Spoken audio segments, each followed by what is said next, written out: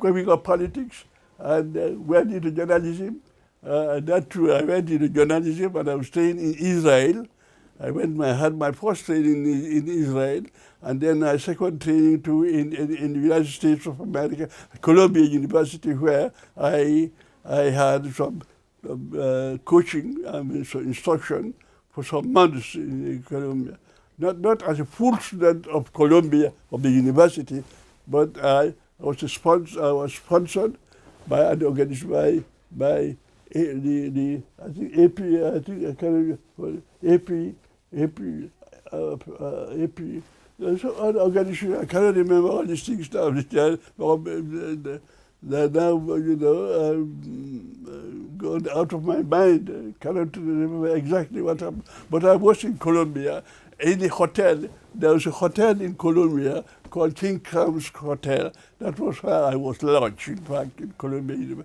There I did my second training in journalism, and then I had seminar workshop. So you can't remember any student of yours in Kudan? Well, the person that I'm in contact with is this man, Jalaman Jata. You know Jalaman Jata of agriculture, Bakau. You know him? No, I don't know him. He was very close to Radio Gambia there. Okay. It's called Jalaman Jata. He is always in contact. There are so many, almost all, but I cannot name them individually. So, were you into politics before journalism or journalism before politics? Both simultaneously. In fact, I got inspired and got into politics, and then I found that there was room for communication to put across the views of the people and to help in the emancipation of the liberation of this country, not only through politics, but not only through the political front, but also you must do some writing to enlighten people. So I was speaking on platform and also writing on newspaper. Just like Edward Small. Edward Small was a unionist, a politician, a journalist. And I was a politician and a journalist. You were all working together with Mr. Small? No. He was before you? He too was in Balangar. He spent a lot of years in Balangar. So I see, as if I was following in his footsteps. You see? As if to say, because he died, I think, around 1950. I wrote something about him.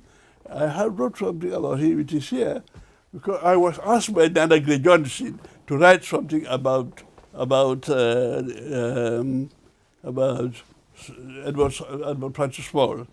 So, and I wrote something about him, and then we were seeking some funds to rebuild his tomb. It was collapsing. So he wanted funds for it, and I was asked to write something, and I did write something, and I have the article there from where he in my house here, but I need a lot of searching to get all those things, because those are, So how was journalism in the Gambia by when you started? It was very interesting. You see, people say journalism doesn't pay in this country. Nah, my days, it was very exciting. You see, people don't buy a useless paper, stereotype paper that tells them about the crab and is being taken away by the flood. No. People want you to address their problem, say their problem. If you write their problem, they respond. I was a highly successful journalist. In fact, that's why Jawara could not stomach me. Because, in fact, I had got to a point where people were listening to me more than even listening to the government. Anytime there was a statement from like Barrow is now talking talking, and no journalist is replying. No, no, no, no, no. In my own days, if never spoke, the next day I will reply. I will analyze his speech and tell them, the people, this is the truth. And the people will accept my version. What was the name of your paper? The New Gambia. The New Gambia. So, throughout your journalism career, have you had any classes with the government? Yes, this is why they banned my paper and they castrated me in mine too. Oh, they did all these things. How long were you in mine too? Well, I was, they wanted long years, but they've not been successful. They've been successful now. I was there for about 8 months. About 8 months. There was George. There was this appeal. I was sentenced. They brought, what they did. They were very ruthless. They wanted me to stay in my pew for about 10 years. They went out and looked for all my previous publications. Anything that say anything about the government, they think. So they were bringing the papers to court in a lot of 7. In a lot of 7 papers together, 1 lot. You see, so make 7 charges. You see, we call it how they call it? They call it seditious libel. Seditious libel. This is how they but it was all a fake and a trumped up charge, and they never got what they wanted. The first 7 charges, the magistrate, who was just a man from Sri Lanka, who came to the Gambia via Sierra Leone. He was one of the people who would get to the ghetto to drink palm wine, and they took me to court around 5, 6. And he came to court and he refused to grant me bail. And then I have very strong people behind me in Banjul. And so when we went to court, they presented these 7 charges. He gave me a sentence of about 3 months, 3 years, 3 months. That's all, 21 months. They had another 7 not ready. Another 7 because we got this information from inside, somebody inside, I don't want to mention his name, but inside information is very important. Somebody cautioned us to say, well, this is the 7, but a 7 one is being a line, and another is. So this is what they did. This is how they arranged it, because they wanted me to be out altogether, paralyze me. But they succeeded. I was there for 8 months. Because in the first place, the first judge we had an appeal. My lawyer was Solomon Jai. That was why. He was my lawyer, Solomon Jai. And my first appeal, the judge was Philip Bridges. Sir Philip Bridges. He was first Attorney General and then appointed, after the judge had left, as Chief Justice of the Gambia. So he brought the charge, he reviewed the case and said, no, this is not a charge. A charge, one witness. You sentence a man on one witness or the evidence of one witness.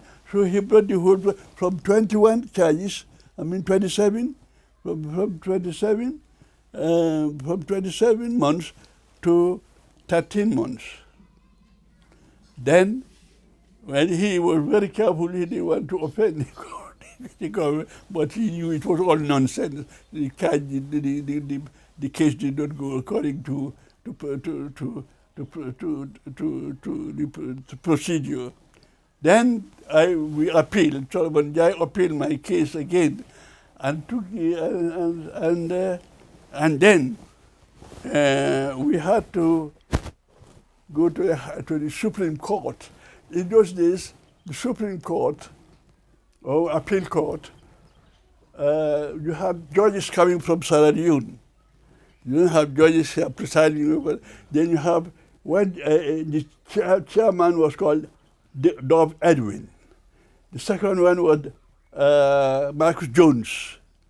The third one was Luke, something Luke. You follow? I can't remember what the full name, but was called Duke. So these people, when the appeal case was brought before them, and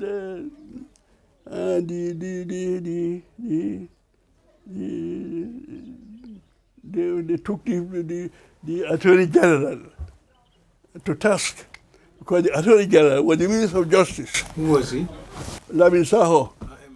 You know, Eman Saho. So they took him to task. Oh, they took him to task, and they were not kind to him at all. But what happened is, that was the last tour of Dov Edwin. After that, he was not coming back.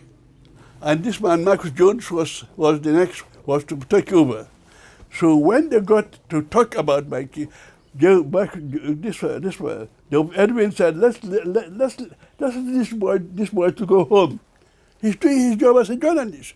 But this man, Marcus Jones, who was hoping to succeed as chairman, and thought if they release me, that would hurt Jawara, and they would refuse to make him a chairman of the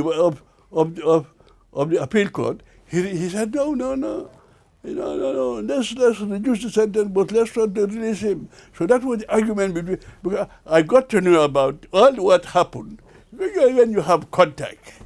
When you have because my paper was very popular. Everybody in Banjul at the time wanted to read my paper, and everybody was in sympathy with my cause. So anytime anybody was speaking, you think nobody was listening, but somebody was listening who would pass the information to me, even when I was at my. What article really landed you into this trouble? Well, there was this Barajari rice field.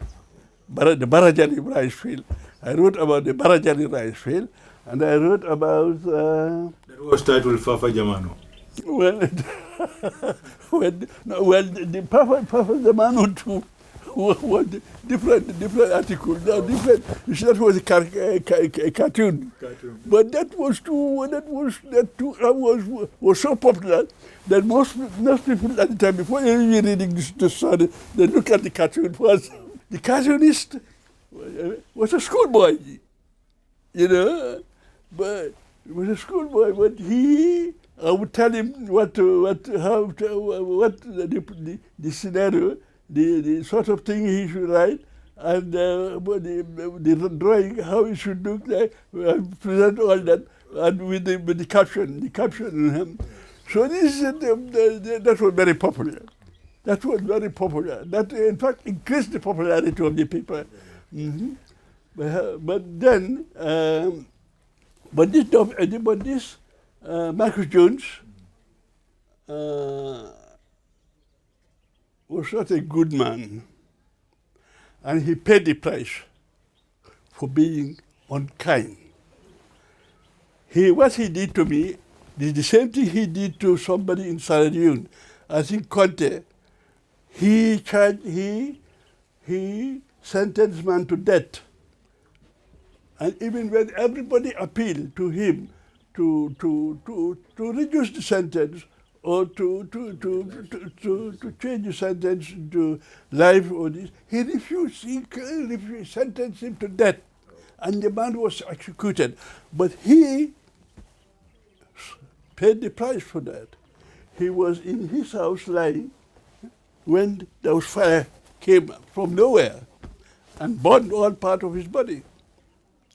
And he wanted, his people and himself, they wanted a visa for him to fly to England for treatment. The British said no. They were not going to give him a visa because he had no sympathy for people. And in fact, he used his office. He used his office to get to the level of a Chief Justice in because he was punishing those who had problems with government, just as he did to me here. Just as he did. So this is what he died. In fact, there is something. Somebody called me one day. If somebody called me one day, I read a newspaper article for me.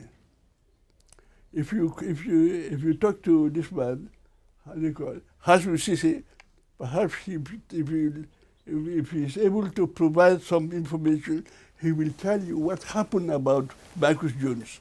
The British government refused to let him to go to England. They said no. When he was judged, he was just imprisoning people who had problems with the government. So they cannot accept him. They refused him, and he died without getting the treatment he wanted.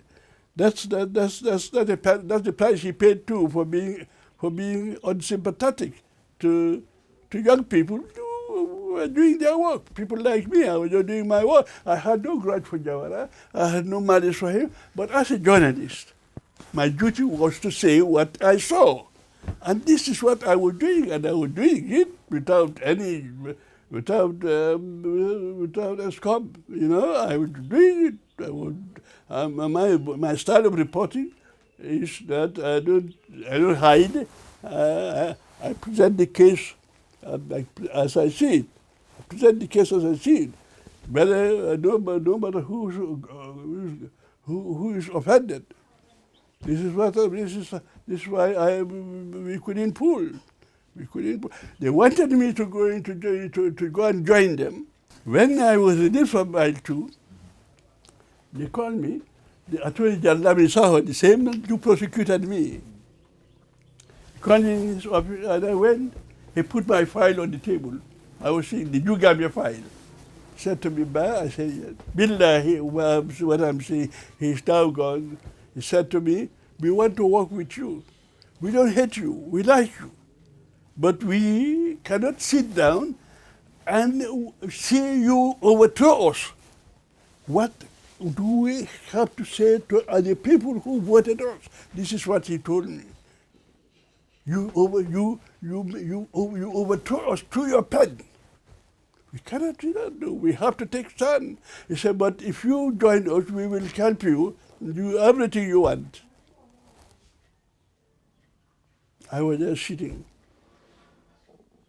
until, for some time, I just stood up and went away. I didn't reply. In those days, there was one little house, little hut, around State House, but outside. There you have a visitor's book. There was a place where they have visitors' book. So I went there, and I entered my name in the visitor's book, and I said, "I'm getting to the president." Nabil Saho was out standing, waiting to take the. He didn't know what I was writing in that book. But he was standing outside, waiting to allow me to go out there so that he would go and take that book to take it to. Perhaps he thought I was going. I was saying some. I just say because Nabil Saho said they wanted to work with me and they wanted. They wanted to work with me, but they did not get my cooperation. So I just went into that house. I said, "My greetings to the president." So down the Jawara. And then I told when I left, he came in straight, took the book, the mission book, and we went away. This is how everything ended with them. But that did not discourage me. They banned my paper, the New Gambia. They banned it, and I went to work with Rudolph Allen, R.S. Allen. I went to work with him. You see, because I went to work with him. I had a profession, and whether I had income or not, but I thought I should keep galvanizing my profession. So I worked with Norm Allen, and I was writing some articles, some very interesting articles, and that created two. There was one thing. There was one article I wrote about the Gang of Three. Who were these three? I don't want to name them. So them. No, The Gang of Three. Yeah, I see Gang of Three. I see Gang of the Three. young ones The Gang of Three. Eh? We the young ones who went to Okay, put this. I will tell you. I will tell you. Put this time. Put it aside. fail.